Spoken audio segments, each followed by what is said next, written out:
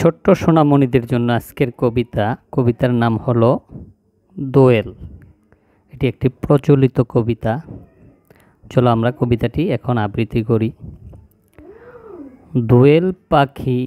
দোয়েল পাখি মিষ্টি সুরে উঠল ডাকি, পেটটি সাদা পিঠটি কালো, এই পাখিটি দেখতে ভালো, ফুল কাননে সবুজ মনে, শীষ দেয় সে আপন মনে।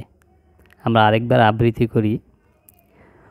দোয়েল পাখি মিষ্টি সুরে উঠল ডাকি, পেটটি সাদা পিঠটি কালো, এই পাখিটি দেখতে ভালো, ফুল কাননে সবুজ বনে, শীষ দেয় সে আপন মনে।